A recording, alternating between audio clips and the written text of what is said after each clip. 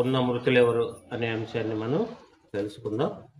ఎవరు సమాధులలో ఉన్న మృతులు ఎవరు అనేది మనం తెలుసుకుందాం.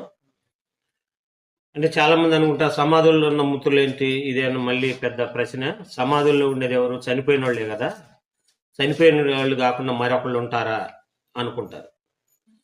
అంటే ఇక్కడ దేవుని ఉద్దేశం వేరు, మన ఉద్దేశం వేరు. మృతులు అనగానే వెంటనే మనకు సమాధి గుర్తొస్తుంది, సమాధుల్లో శవం గుర్తొస్తుంది. కానీ మన దృష్టితో చూస్తే బైబిల్ ఎప్పటికీ మనకి అర్థం కాదు. దేవుని దృష్టితో చూడాలి, వదిలేండి. అది దేవుని దృష్టితో చూడాలి. కాబట్టి మృతులు అంటే బైబిల్ ప్రకారం రెండు రకాల మృతులు. ఒకటి భౌతిక సంబంధమైన మరణం, అది అందరికీ వచ్చింది. నీతిమంతులకు వచ్చింది, పాపులకి వస్తుంది. కానీ ఆత్మీయ మరణం అనేది ఒకటి ఉంది. ఆత్మీయ మరణం అది పాపం చేత, అపరాధముల చేత చనిపోయిన వాళ్ళకి మాత్రమే వచ్చే మరణం. అది ఎఫెసీ పత్రిక 2:1 ఉంటుంది. మరి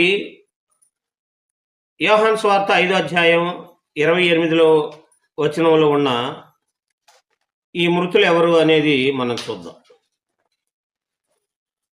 28, 29 వచనాలు.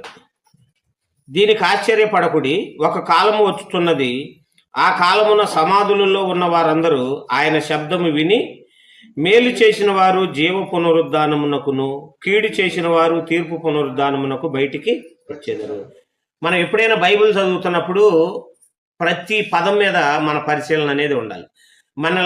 మనకి చెప్పిన వాళ్ళ మీద దృష్టి పెట్టి బైబిల్ చదవకూడదు. మీకు అర్థమైందా?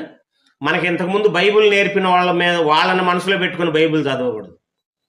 వాళ్ళని పక్కన పెట్టి చదవాలి. ఇక్కడ ఏమంటుందంటే లేఖనం ఏమని చెప్తుందో చూడండి. దీనికి ఆశ్చర్యపడకుడి, ఒక కాలము వచ్చుచున్నది, ఆ కాలమున సమాధులలో ఉన్న వారందరూ ఆయన శబ్దము విని అన్నాడు.